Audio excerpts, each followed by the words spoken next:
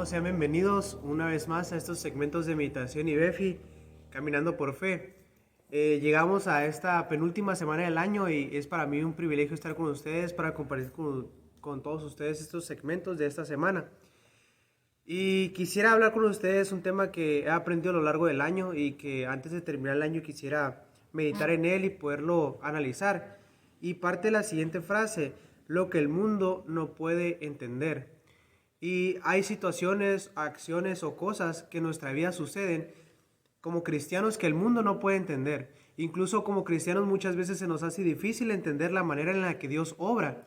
Y todo parte porque Dios tiene fines distintos, pensamientos distintos, que muchas veces y en la gran mayoría de las ocasiones van en contra de lo que nosotros pensamos o sentimos o creemos. Y por eso muchas veces no podemos entender la manera en la que Dios obra. Isaías 55, versículo número 8 y versículo número 9, nos dice: porque mis pensamientos no son vuestros pensamientos, ni vuestros caminos mis caminos, dice Jehová. Como son más altos los cielos que la tierra, así son mis caminos más altos que vuestros caminos, y mis pensamientos más que vuestros pensamientos. Y esa es la razón por la que muchas veces no podemos entender la manera en la que Dios obra. Y quisiera compartir algunas de las cosas o algunas de las maneras en las que Dios obra en nuestra vida. Y la que veremos el día de hoy es que para poder vivir hay que morir. En el versículo número 25 del capítulo 16 de Mateo, la Biblia nos habla acerca de esta frase que muchas veces la hemos escuchado, pero si la analizamos, la pensamos, es difícil de comprender lo que Dios quiere tratar de decirnos. Dice la palabra de Dios: porque solo el que quiere salvar su vida la perderá, y todo el que pierda su vida por causa de mí la hallará. Es difícil entender cómo Dios obra, y una de las cosas que Él nos dice es que para poder vivir nuestra vida tenemos que morir a lo terrenal.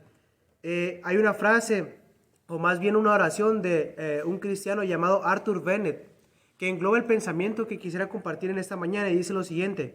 Una oración que le hacía Arthur Bennett a Dios decía de la siguiente manera: permíteme aprender por medio de la paradoja que el camino hacia abajo lleva hacia arriba, que rebajarse es enaltecerse, que el corazón quebrantado es el corazón sanado, que el espíritu contrito es el espíritu gozoso, que el alma arrepentida es la victoriosa, que el no tener nada es poseerlo todo, que el cargar con la cruz es llevar la corona, que dar es recibir, que el valle es el lugar de la visión y que para poder vivir hay que morir. Y la realidad, hermanos, es que la manera en la que Dios obra muchas veces no la podemos entender, y por eso es algo que el mundo nos cuestiona muchas veces. Pero lo que Dios nos trata de decir en esta mañana a través de estos versículos que hemos leído es que sus pensamientos no son nuestros pensamientos, y que para nosotros poder vivir una vida en Cristo necesitamos morir a lo terrenal. Por eso dice la palabra de Dios que para poder vivir hay que morir. Y quisiera terminar, hermanos, con una pregunta bien sencilla: ¿por qué es necesario morir?